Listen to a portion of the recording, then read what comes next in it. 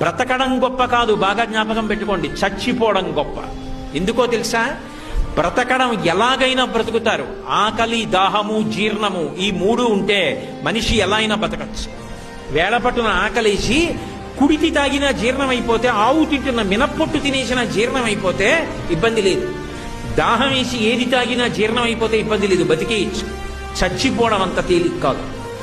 మంచాన పడి తన మలమూత్రములను తాను విసర్జించలేకపోతే వాడు రోజు రోజు క్షణం క్షణం చచ్చిపోయినట్టే.